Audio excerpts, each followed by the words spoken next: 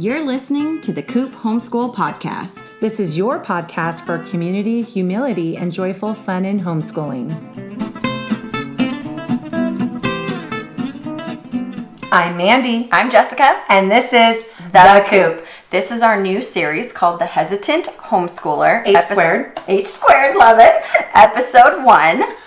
And this episode is called I Don't Think I Can, But I Want to. Yes. Very important topic. Yeah, so we're going to be addressing questions and concerns that moms have where they don't think they can do it. Right. They feel hesitant to homeschool. Yeah, exactly. They don't feel equipped, but they really want to homeschool. Yes. So the desire is there. And so we'll look at 4 main concerns. I don't know the content or the subject matter, or I don't have the education of the content. Right. 2, I don't have the experience or the training to be able to teach. Right. Like I don't have the teacher skills. Yes. 3, personality. I don't have the patience for it. Yep. 4, child temperament. So my child won't listen to me or won't learn from me. Yep. Big so, ones. Yeah. So we see it across the board. Oh, yeah. Yeah. Tons of people have those concerns all the time. I mean, we've questioned those things too. Totally. Yeah. Totally. So let's first get to our scoop on the coop. All right. I'll go first. Okay. So I wanted to give a little update on my daughter's writing because she had started all of these different book series and loves writing, loves reading, but she hadn't gotten to a point where she finished any one thing. And so she finally did. Oh, awesome. She finished her book. It's really interesting. It's really clever. What's it called? It's called...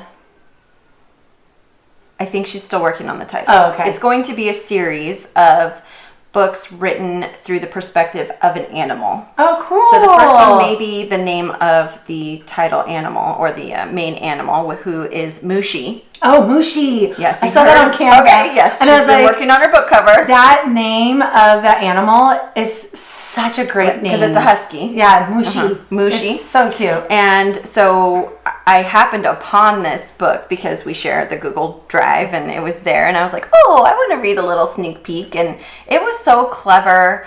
But we've done a ton of reading of books like that, even in our Coop Group book club.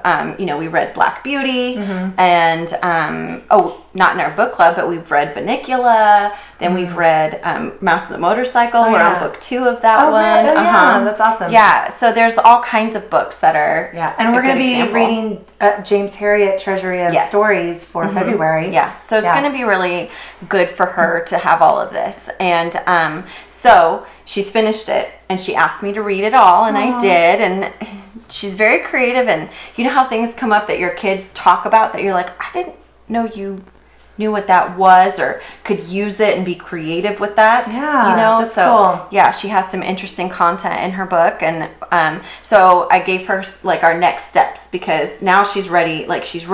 She's asked for it to be edited. She's asked for what's next, and so that's really exciting for me. Yeah. And such a great educational experience for her to be able to see what it takes to be able to handle constructive criticism. Has she worked with your editor friend, your writer friend? No, but they do have a great relationship. They talk about editing and books all the time right now. So I'm going to talk with that friend and kind of work out a good plan to make sure that it kind of protects her little heart too at the same time. While being able to have a good experience, still being able to not feel like something is torn apart. You're not like me in my annoyed voice being like, why are you still not capitalizing the first letter? Right. So hopefully it being kind of a digital back and forth will help too. Like her literally seeing a red line and not having it be somebody who's reading over your shoulder giving you that information, because that's kind of a hard way to receive it. Yeah. So hopefully a more professional feeling process for her will open her up to the idea of receiving help and receiving information on how to change her creative work. And if she doesn't like it right now and it's not comfortable for her, she can just keep working on her work and we can revisit it later. Yeah, awesome. Yeah. Fun. Okay, so mine is I had a number of nice activities with my 6-year-old today because my 8-year-old was busy with the laptop a lot of the day between people and books and and stuff. So So we made ice cream using her ice cream maker. We played Very Uno. nice. I sat next to her at our little Pac-Man arcade thing, and we played video games together. And of course, that's when she told me I smelled like chicken nuggets. So I was like, well, I haven't showered today. I did make sure to shower right before you. Yes, thank you. You came. So yeah. I mean, I don't mind chicken nuggets. Yeah.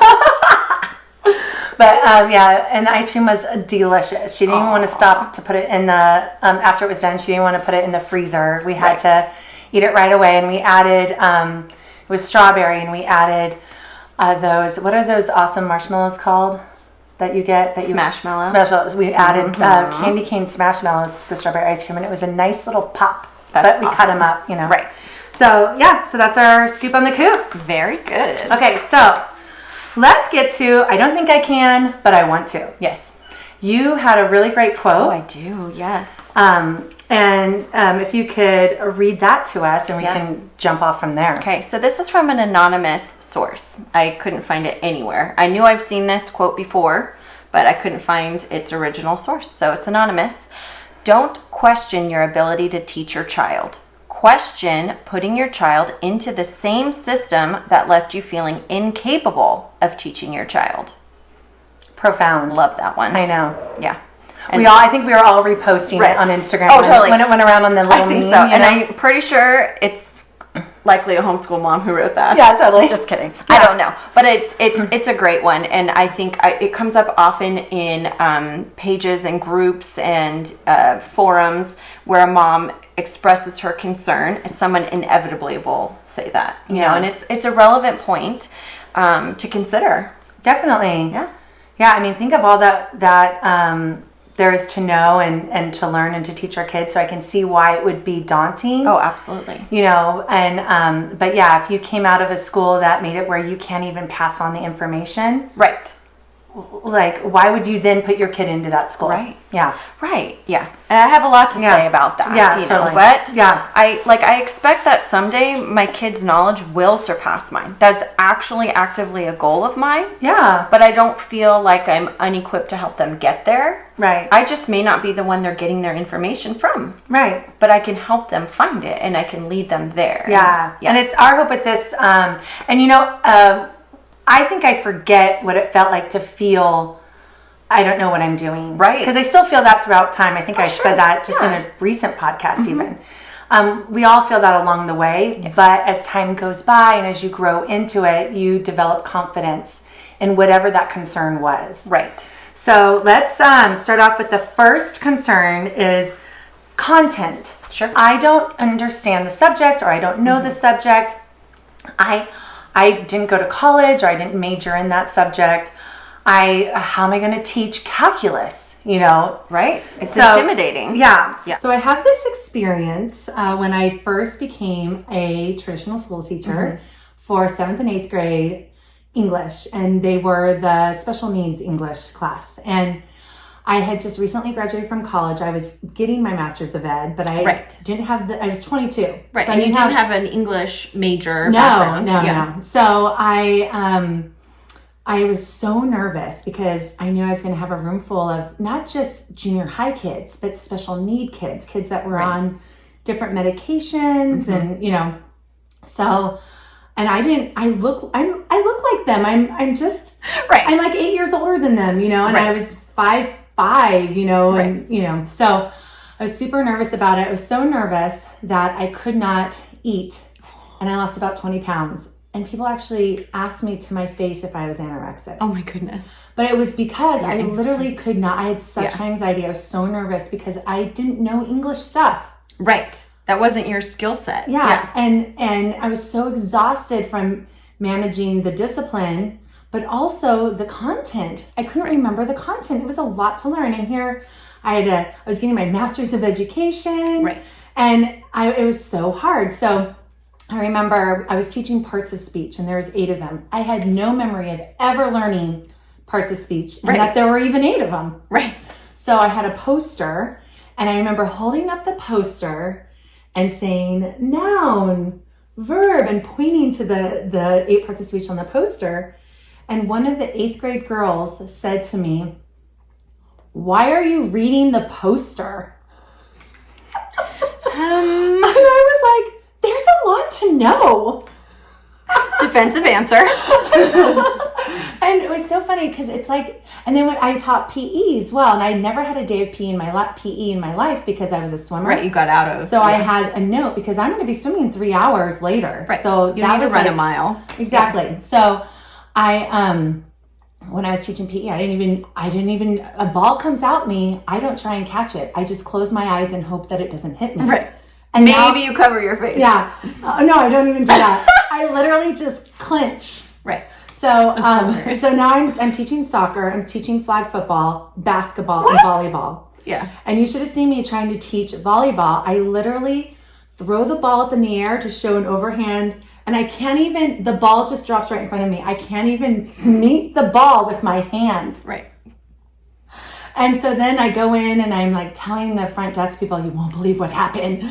And I was like, I've lost all credibility. And they're like, you don't demonstrate, you have the kids demonstrate. And I was like, oh, that's what I'm doing from now on. Right, done. Yeah, so it only takes, a couple times. But I tell those stories because I did not feel equipped either. The traditional school teachers don't always feel equipped either. They're nervous. Right. They're going to get questions they can't answer. Right. So even the experienced teachers in their subject might not know the answers. Right. Might forget how to spell if the I comes before the E or the E comes before the I, Right. They use the curriculum, use the teacher guides, and they plan out the lessons, most of which standard curriculums are provided with lesson plans. Yeah, and scripts too. So, and DVDs that the kids can watch if especially if it's a subject you're not comfortable with. So, we interviewed my sister-in-law about this, and she said, I'm not really into math, so math has always been an online thing that they do. Sure. So you can even think of which subjects do I feel comfortable teaching, and which subjects do I don't feel comfortable teaching, and then outsource that, or talk with your friends, talk with their previous teachers if they used to be in a traditional school, and ask them like, what do I do? Right. People are always willing to help in the realm of education. Absolutely. And no one's competing, in the realm of education. In the homeschool world in particular, it's a super supportive community for the most part. Yeah. You get your different ideologies and then people get a little bit upset. But when it comes to asking for help with teaching a subject or asking for advice on certain curriculums, there's so much out there, and you will find encouraging people to help you and to walk you through it. And we talk about this often. If a curriculum is leaving you feeling like you are unable to educate your child, try a different curriculum. They're not one size fits all, and they are not all the same. Yeah, exactly. Yeah. I love that. Yeah. So, I want to have one more little example. I was teaching Sunday school, and they were memorizing these question and answers called catechisms. Right. I didn't grow up learning them. I knew nothing about them. Yeah, me either. So I have this little booklet, and I'm supposed to be teaching them, and I'm supposed to teach them 1 or 2 per week. And I'm getting to learn right along with them. Right. So actually, they're getting to experience the same excitement that now I have an answer. Right. Like, I know what the word atonement means now. You know what I mean? Right. I know what regeneration is now, you know, and I'm learning it with them, and I'd be like, and I show them that spark and that inspiration it's really all cool. at the same time. And so it's really fun to learn the content along with your kids. Yeah. And they'll feel it. So if you can see it as, hey, we're going to learn together. Right. Like, that's magical too. Absolutely. Yeah. And I mean, kids learn best, they say, sometimes by then teaching it. Yeah. You like in math, you see it says, say it, build it, like write it or whatever, and then teach it. Right. I always skip that part though, because I'm like, oh, you know it. Right. But if they don't, the best thing they can do is now teach it back to you. But our spell to write and read, they're supposed to teach it back to me. Right. So, and then there's just a humbleness there. If you say, I'm not good at this either, or I don't know this content, so this is going to be exciting for both of us to learn. Right. Imagine a science experiment too. The whole idea is that you're experimenting together. You're not actually expected to be here already necessarily knowing the outcome, because even sometimes in an experiment, the outcome can be different. Right. You're going through the experiment together and you're learning what that means, what the results mean, how to parse the data. You know what I mean? Right. And that's not, It's not something that needs to be overcomplicated, but it can feel very intimidating for someone who isn't comfortable with science or experiments, which is me. No, I'm not very comfortable in sciences for the most part, but I'm not intimidated by them anymore. Now I realize it's okay for my daughter to see me learning with her, so you bring up a great point about that. That's kind of how our whole history curriculum is. I mean, I definitely remember plenty of it. Yeah. But we're listening to it together, and we get to be fascinated by different events together and discuss them. Well, who knew King Tut was Tutankhamun? I did. Oh, well, I didn't. Right. So and then he had changed it from Tata whatever because of the monotheistic God, and then he changed it. Those, I'm like, oh my goodness, okay, let's rewind that. Yeah. I didn't know when he became, Pharaoh, it had been a monotheistic for just the one Pharaoh before him. And then now he's, those little things just like bring joy to me. Totally. And then they're fun information. Yeah. Everyone knows who King Tut is. Yeah. Right. Yeah. I happened to have had an amazing 6th grade teacher at my public school. Oh yeah. I think you mentioned him. Yeah. That was when we studied 6th grade. We studied the ancient world, and, we ended up studying Greece and different kinds of things. And I remember so much from that year of school because he made it fun. We had living history days. We went to the museums, which is all stuff that we talk about all the time. Make it interactive, make it fun, find different ways of talking about it, different, mediums to explore within their education. And it's amazing how it starts to stick. We're not all one-sided learners. Right. Well, and you're mentioning content right there. Yep. Museums are content. Yep. Let the docent teach. Or let the little placard on the wall teach you guys. Well, that leads me to another quote that I actually didn't know I'd put in right here. But this is John Taylor Gatto, who's kind of a homeschool expert. Teaching is a function, not a profession. Anything with something to offer can teach. Therefore, a museum is a perfectly acceptable resource to use to teach about a subject. Yeah. I love that. Yep. Also, YouTubes, anything like that to kind of just kind of fill in the gaps. Supplement, supplementary materials like that are excellent. So one of my solutions, and then we'll move on to the next concern, but one of my solutions when I was this 7th and 8th grade teacher who did English and PE, two things I knew nothing about. I was more math. I applied for the math position, actually. So in PE, I was like, wait. I was a collegiate athlete. I might not know these sports, but I can offer who I am. Right. So I can offer, and since it was a Christian school, I could offer teaching them who is your strength? Who is your hope? Right. Who is your constant? And that is God. So who can you talk to when you have fear, and anxiety? Who can turn that into excitement? Right. And so I could teach them that. I could teach them sportsmanship. Right. And a positive attitude. So then I started putting that into our PE. Now, if I had Canva, I could have given them a whole workbook about it too. Yeah. But, giving high fives, just little things like that, I was able to just imbue, is that the word? Or put in to the PE classes. And so I'm going to read this little quote that says about who you are. Yes. To add that. So we were surprised to realize that is who, this is from Love the Journey, by Marcia Somerville, Homeschooling Principles to Practices. We were surprised to realize that is who we were as Christians and as unique people, and thus how we reacted to life situations, great or small, happy or sad, challenging or easy, that influenced our children the most. Our characters, passions, hopes, and dreams have translated in various forms and in various degrees to all of our 6 very different now grown children. Things that we did not value, esteem, or promote have secondary places in their affections to this day. So part of the content of what you're teaching is something that isn't a subject. It's who you are and the character that is coming through while teaching the assigned content. Right. So to remember that and to think of who am I and how can I add to this subject? Right. With a parental perspective, a wise perspective, knowledge that goes beyond the textbook. Yeah. Okay, so That's excellent. Thank you. Thank you. So, so content. So that was content. So Yes. another, I don't think I can issue is experience and training. So I may know all the content. I might have a PhD in English. Right. But I don't feel like I can teach. Right. But I want to. Right. I don't know how to teach. Yeah. And I don't have training, and the people in classrooms have training, and who am I to now think I can teach my kid, you know? So there's, so that's a scary thing for parents to say, why would I not give my kids to the experts? Right. So we've talked about this before, conferences you can go to now online, right. You know? Yeah. There's books you can read.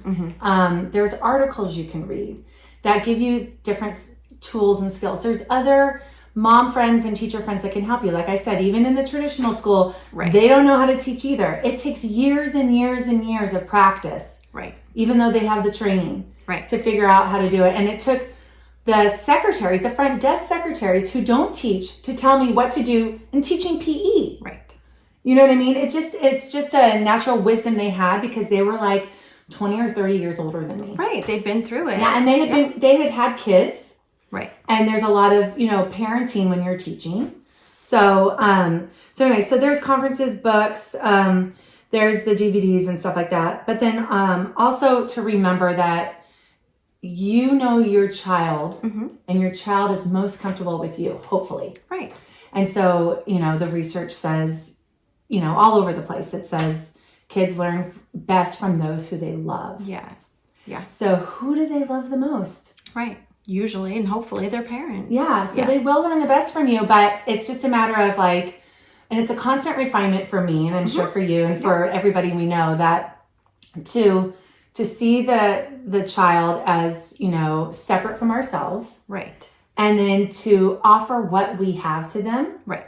And try and just figure out how to reach their hearts. Yeah. It might go a totally different way than how we were raised or Right. or trained or whatever. Right. And here's the thing too, is you don't have to suddenly turn on some kind of teacher mode when you're teaching an academic subject. Right. You don't have, there doesn't have to be a change of character or a change of position or role to take that on. Right.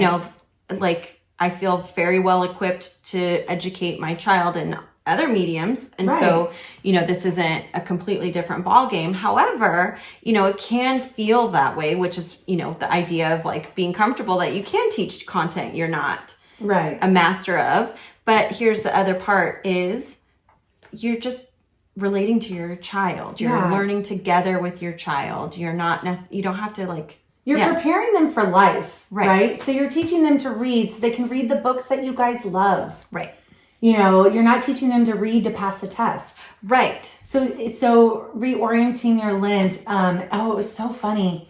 Have you seen Cobra Kai yet? No, I haven't watched it Okay, yet. so Karate Kid was 30 years ago or whenever. It was 1984 or something. I don't know. That's 37 years ago. Yeah, so it was in the 80s. Yeah. Well, Cobra Kai now is them 30 whatever years later. And it was so funny because one of the episodes was Johnny, the bad guy, the Cobra Kai guy that fought Danielson. Right. And he retells the story of Karate Kid to one of his students, but from his perspective. He's like, out of nowhere, this kid comes. I'm trying to talk to my ex-girlfriend, and I can't figure out why she doesn't want to be with me more. And he comes and he punches me. And it was so funny hearing his lens of the Karate Kid story. Right. That's wild. I know. It was, the spouse and I were just cracking up. And it was like, oh my goodness, Danielson seems like a horrible guy, even though he was the protagonist and the good kid and the picked on and bullied kid. Right. In the movie, you can see why the bully has a totally different perspective. So let's put on our other glasses, and remember that school is it's different at home. Right. You're not doing traditional school anymore. So take off those glasses and keep your mothering glasses on. Exactly. See it through that lens. Like, I want to teach them, I want to do this experiment with them because it's fun and exciting. Right. And I want to see what happens. Exactly. Yeah, not like, because they need to fill out this worksheet. Right. Yeah, your end goal needs to be a little different. Right. Yeah. So keep your parenting lens on, you know, I like that. and take off the teacher glasses. And then you'll grow into it. So everyone said, you're not teaching your 6-year-old calculus. You're teaching them 2 + 3. I think we can manage that. Yeah, right. And so they said every year you will grow with the child. And that's it's just so funny when I was intimidated and I knew we were doing this, but I had really, really little ones, hadn't even started. And I'm like, how are you teaching physics? And they're like, I don't. I send them to the community college. Right. You know? And I'm like, oh, well, how did you teach, you know, any of the science? Like, science is not my thing either. Right. And they're like, oh, well, you can order kits and the dissection stuff comes in the mail and you just have fun doing it together. And it's like, oh. Right. So you just slowly grow into it. And by the time the subjects are like college level in high school, you can dual enroll them and they can do college credit while doing their high school class. Yeah. And I think that can be, you know, so this hesitant homeschooler thing, we're also talking to parents who want to pull their kids out of school, say at 6th grade or at 5th grade. And so it can be harder because you aren't building up from 2 + 3. So, you know, that was why we wanted to make sure we covered it as well. For those who have littles, you know, that's the easy answer. It's a natural progression. Right. You don't need to teach them calculus right out the gate. However, for those who are pulling out older children and homeschooling, that can definitely be a major concern or intimidation. And it's just a matter of finding the right resources. You do not have to be the expert. You have to be the advocate. You have to help find the right resources for your child. You don't even have to learn it side by side with them if they're old enough to be able to handle either an online source or a tutor or whatever you're able to come to an agreement upon. Yeah, you know? I love that. Yeah. And you're still teaching them and teaching them to get their work done and be diligent and to not be lazy about it and actually the things that really matter in the long run. Okay, so that's I don't know how to teach. Yes. Okay. Should we go on to number 3? Yes. Personality. So the teacher's personality, the mother. Yes. Right? So personality, I don't have the patience for it. I don't have I can't do it for it. I'm fatigued too. Right. I have decision fatigue or I can't do it for 8 hours or it's too many kids. Like if I need my me time. Right. But I still want to do it. And again, this episode is about people who still want to homeschool, but they have these hesitations. So, so again, we've mentioned you can go hybrid. Right. Like you can find classes you can use outschool.com. You can, once COVID's lifted, there's actual homeschool charters where they go in once or twice a week and sometimes 3 times a week. There's co-ops you can join. And so that can give you the break you need, that can surround you with people that can help you with your patience and just support you, and you can bounce off concerns because everyone else is going through it too. Yeah. Just because I've chosen to homeschool and I'm a diehard homeschooler doesn't mean I always have the patience for everything. Yeah. But I think it's important to remember what you said in the last category, which was remember what lenses you're wearing, right? So it can require a lot of patience if you're trying to use teacher lenses for an entire school day with your children. Yeah. But you have to make sure you have the right lenses on. And then that sounds like something that we also need to work on internally. Everyone has a different level of what we can handle and what is too much for us. Right. And so you need to know what your limits are and then be able to set healthy boundaries. And so if you can utilize co-ops or learning centers or other opportunities to break up your day or to help with things that you find cause you to lose patience more frequently, help figure that out. It's a great opportunity to learn what your strengths are and where you need supplemental. I love that. And what makes you happy. So for me, I have a candle burning now. You can't see it, but I love always having a candle going, you know, and or music playing in the background when it doesn't need to be quiet. It just, it revives me and re-energizes me. So like you said, figure out what your strengths are and build those. And then where you struggle, find ways to make you happy. Right. Yeah. I mean, I am definitely very sound sensitive. So when there's a lot of sound going on in my house, I find that I lose my patience very quickly, especially if someone's trying to talk to me over some loud sound. Yeah. I can't do it. My brain doesn't process it. I feel anxious and overwhelmed, like to the point where I'm literally sweating and I can't handle it. And my husband laughs at me, but it's just too much right now, whether it's this phase of life or whatever it is.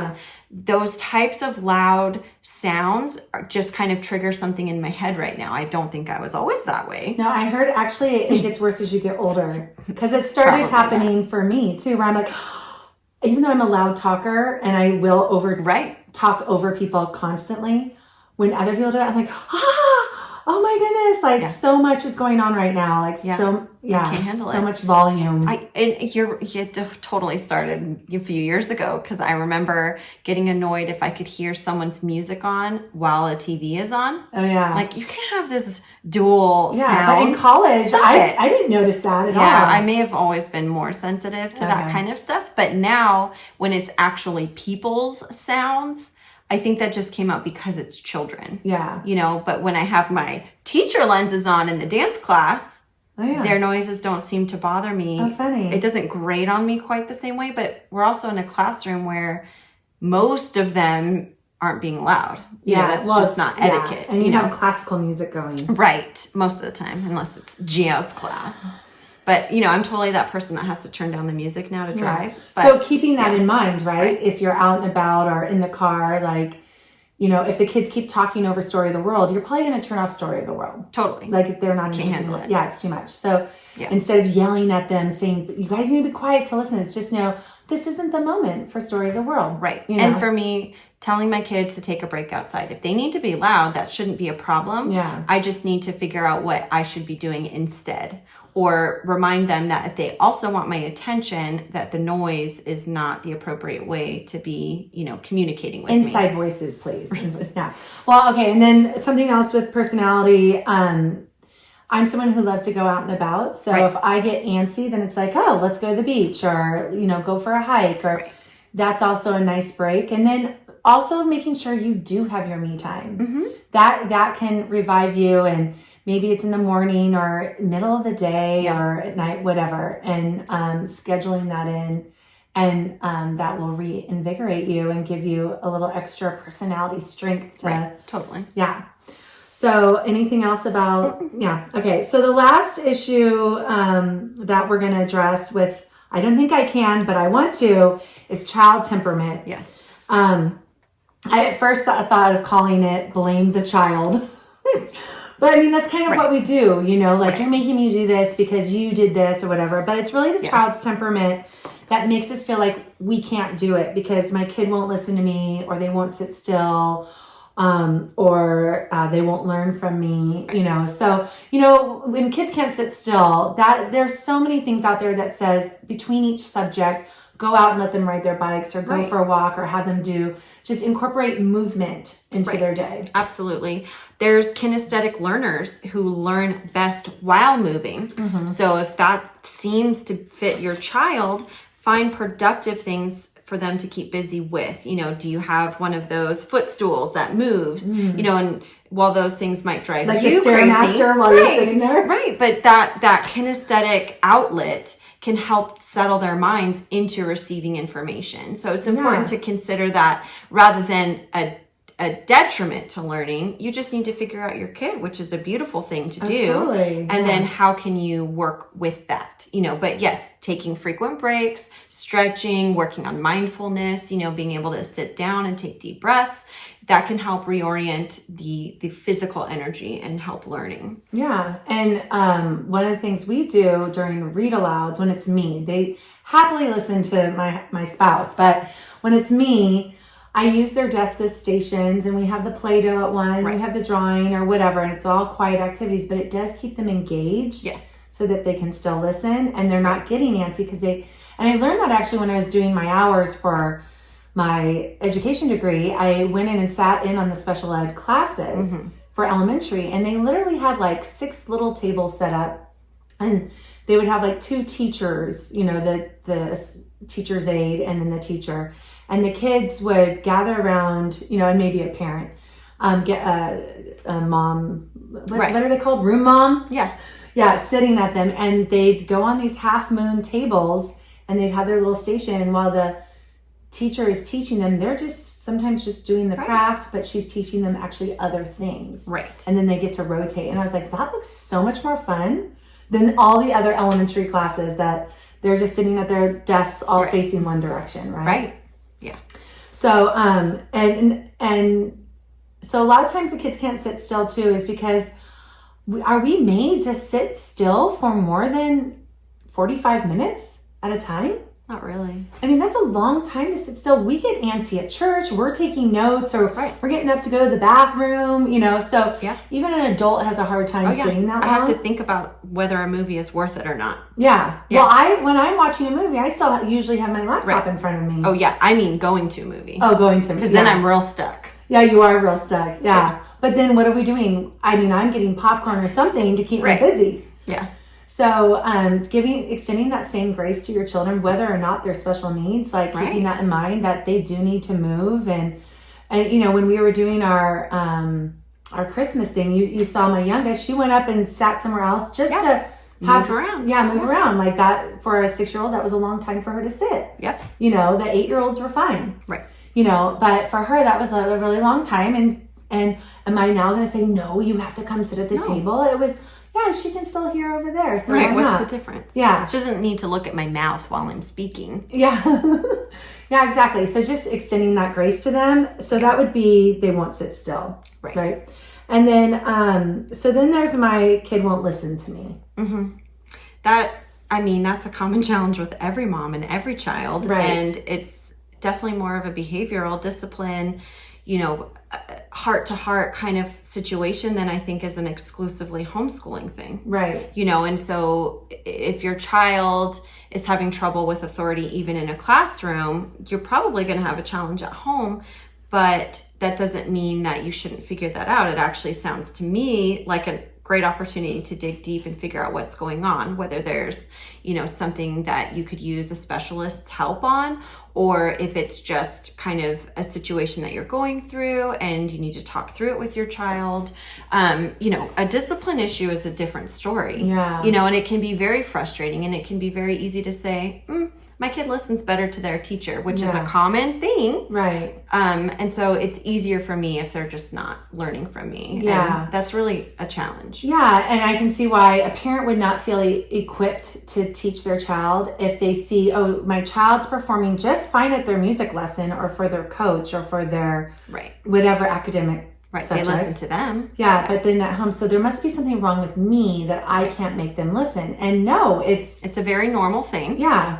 Children are very comfortable with moms, and it's a very common psychology study that children act out more towards their moms, or they push back more because they feel safe. There's a deep connected bond between mother and child, and they feel safe to try it and to push back and to say no. There's not this fear of rejection that they have with other people and other authority figures in their lives. And it's just a common thing, but you have to find a balance. Yeah. I don't think it's something you avoid. I think it's something you work on. Yeah, it kind of broke my heart a little bit too when my friend who brought her child was in traditional school, brought her home after reading Ben Sass's book, actually. Right. Yeah. And she was struggling with that, and her kid had behaved, privately for that. And so then the rest of the moms sitting there said, oh, well, just say, in this moment, I'm your teacher. So treat me how you would your teacher. Right. And it's like, well, no, actually it's better that you're the mother. You're the mother's the boss of the teacher. Right. So just reframing for the child, through conversation and maybe even just some cuddles, saying, hey, should we do this on the couch together and make it a special moment? Right. And speaking with your spouse and trying to figure out ways that discipline and, it's just hard. We're all still dealing with it, Totally. And so just to know you're not alone. Yes. And it's not you. And it's not the child either. It's just a natural thing. We're all dealing with that, and we all want to fix it. And it is important to work through. Yeah. It's not to be avoided. And so if that's one of the biggest reasons you're hesitant to homeschool, I mean, I think our advice is, I think you push through that particular thing because it's not going to go away. Right. You know, and don't you want them to learn to listen to you now before the really tough times in their life? Right. So, and I actually prep my kids about that too. I'm like, did you know that in a few years you won't care what I have to say? And they're like, what? Right. I'm like, oh yeah, you'll think you know more than me. And they're like, how?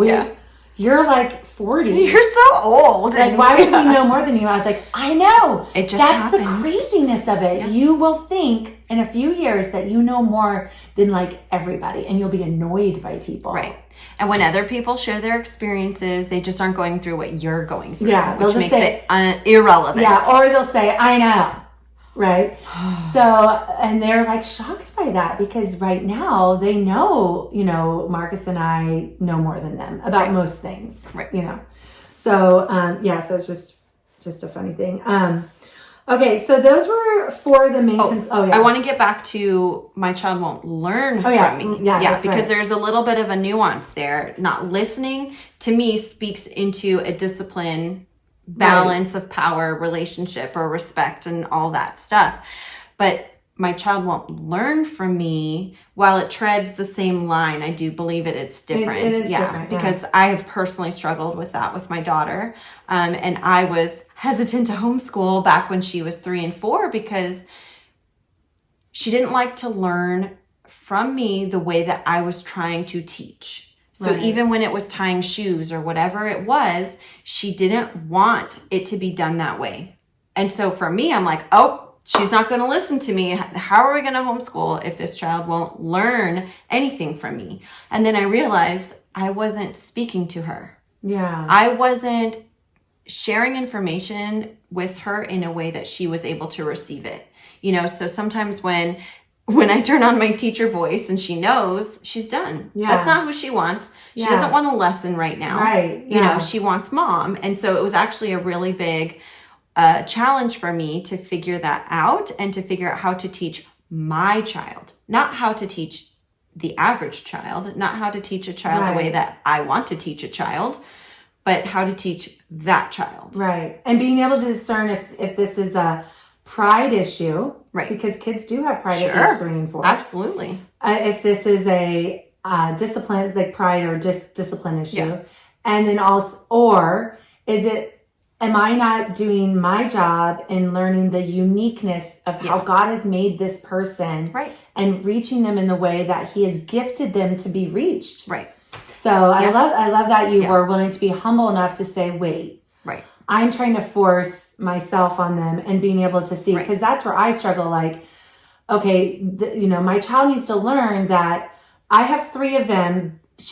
I can't treat this one completely different. I do have to give them some of the same, as much as I'd love to give them each their own unique experience. Right. I can't even get through three lessons in a day. Right. Because I'm dealing with all the levels too. So if one always has to be on their bike while I'm doing it, it's going to be impossible, but, so having to discern like what I'm willing to give up in order to have like organization, but also being willing to say, is there another avenue? Is there a different window to walk through? And maybe there's a whole nother door that's quite beautiful, that I can walk through. Am I willing to see it? And for me and for you, is it better if my husband happens to teach this particular subject? And it's not because of a power struggle between my daughter and I. It's because of how her brain receives information, and you know them both.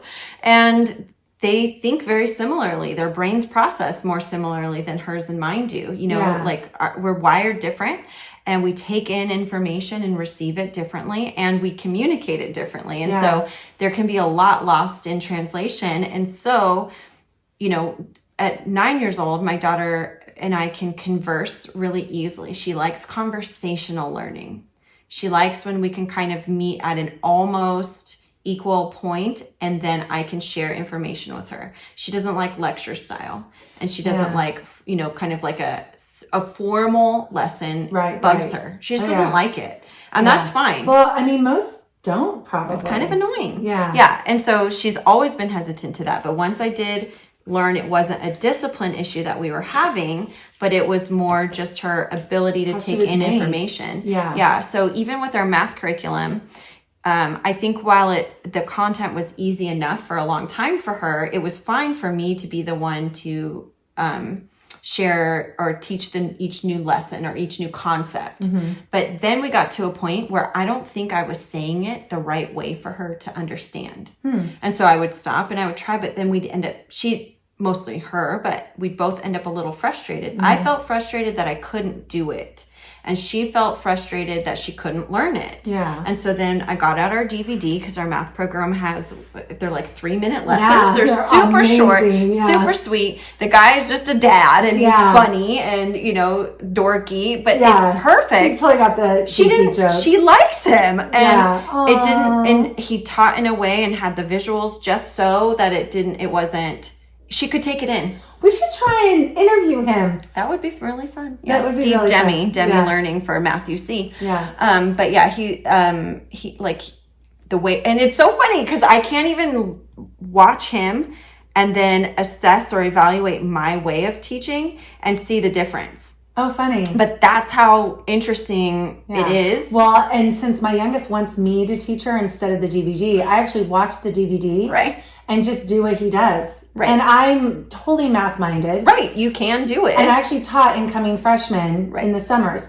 But it was like math class, Right. But he does it so simply. He does. He says very few words. Yes. And it's done. It's done. Yeah. It's great. So he obviously is great at what he does and he's successful for a reason. And I value that. That is something that was important to me because homeschooling is important to me. Yeah. So even though I had my hesitations, I found a way to make this work, like even though I thought maybe my child didn't want to learn from me, I figured out what the real problem was. Yeah. I once had a friend of mine years ago whose kids are much older and she's much wiser and has much more experience than me, of course.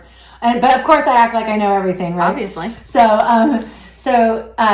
she was like, so Mandy, who do you think is, what moms can really homeschool? And I was so confused by that question. So I was just like, any mom can homeschool. She's like, really? Like, you don't think they have to have any kind of training? And I was like, well, it only depends on if you want to homeschool. To me, that is the factor. And she was like, she disagreed with that because her kids had come in and out of school. Okay. And she's tried them at home and stuff. And she had a number of kids and it wasn't working out. But, and so I'm not like trying to blame the mom. Right. And it's hard when kids are, moving around and stuff. But if you really, truly want to homeschool, you can. It's like people who say, if you truly, truly want kids, you can have them, whether it's adoption or fostering or biologically or surrogacy, like there's always if there's a will, there's a way. That's right. And I feel that way with homeschooling, that if you truly want to, you can figure it out. Right. And I another side note on that, I remember talking to someone and I was like, oh yeah, I guess if my spouse died, I'd have to go back to work and my kids wouldn't be homeschooled. And she goes, oh no, you would find a way. Right. And I was like, I would find a way. That is right. So I would do that. Right. So I just thought that was really cool. So something that I love that I think it was like my own aha moment, if I do want to pat myself on the back, for just a little reminder that is an encouragement. And this is how I usually now encourage my friends who are just starting homeschooling or having a hard time and are hesitant to continue. And not sure, like, how do I get set up and how do I, I'm like, okay, just remember you've been homeschooling the entire time you've been a parent. Yes. Because homeschooling is really just parenting. Right. And I shouldn't say just parenting. No. Parenting's way harder than homeschooling if you're going to divide them up. Right. But parenting is you're teaching them all the hard things in life. Mm-hmm. And so it's all you're doing is deciding what to outsource. Are you outsourcing math to a DVD? Or are you outsourcing all of their quote unquote academic subjects to traditional school, but what most of us are not outsourcing is like character development and life skills in the home and working together as a family and getting along with others. That's all stuff we're teaching, and that's hard. And it kind of has to come from the parents. We don't really have home ec classes anymore or shop classes. So when children show an interest in those things, it really comes down to the parents. I mean, it sure could be outsourced, but those basic life skills really are on the parents. Yeah, when your child was 2, now if they went to preschool, they were learning, or daycare, they were learning a lot of valuable lessons there. Sure. But from the very beginning of time, you have been the constant in your child's life, and you've been the one, at least on the weekends, teaching them, to share, to obey, to do things that a 2-year-old does not want to do. I can't imagine anything harder, actually. So it's just to keep in mind that you've done the hard stuff. Right. And I have a quote to read. Okay, so this is from The Unhurried Homeschooler. A simple, merciful, short book on homeschooling by Dorinda Wilson. And it's literally like 60 pages. But in her chapter 3, it says, learn to trust your instincts. Yeah. And so she's quoting from a thought-provoking book from Dr. Raymond and Dorothy Moore. The Smithsonian Institution study of 20 world-class geniuses stressed 3 factors. 1, warm, loving, educationally responsive parents and other adults. 2, scant association outside the family. And 3, a great deal of creative freedom under parental guidance to explore their ideas, drilling as necessary. These ingredients for genius are a mixture of head, hand, heart, and health. Mixed in with balance and your sound example, they bring out great characters and personalities. And then I have another quote. Yes. About the instincts. Okay. I firmly believe, this is the author talking now, I firmly believe that as a parent, you have a God-given compass inside you when it comes to raising your children. He equips us for what he puts in front of us to do, and raising our children is one of our greatest callings and accomplishments in life. And so he will equip you. He will give you what you need. Right. And so I love that inner compass. It was like when Corrie ten Boom, in The Hiding Place, and she says, Daddy, what if I don't have courage when I need it? What if I don't have courage? And he says, when did I give you your ticket? When you're about to get on the train. Right. That's courage. You'll get your courage when you need it. Yeah. And so and the same can apply to any fruit of the spirit or any, good characteristic. Like God can build that in you, as you need it. Definitely. So it was like, before I won't read into your life, but in my life, before I had kids, my spouse and I were married 9 years before we had kids. Mm-hmm. And I kept saying, no, we're not ready. I'm not ready. I'm not going to be ready. Right. And so finally, it's like someone was like, you just have to do it. And I was like, oh yeah, we just have to do it. Like we'll never have the right amount of money. No. I still am working, but Marcus can be home with a baby, Right. You just have to do it. And then once you do it, you're in that refining process and it's hard, but you just have to do it. If you really want to do it, you just do it. And these content and experience and personality and child temperament, you'll get equipped along the way. Right. Absolutely. Yeah. All right. So anything else about that? No. Okay, let's do our joys. All right. So we went to a birthday party the other weekend, and there was a petting zoo. Oh, how fun. And there was a unicorn. Oh my word. What on earth? It was a miniature horse.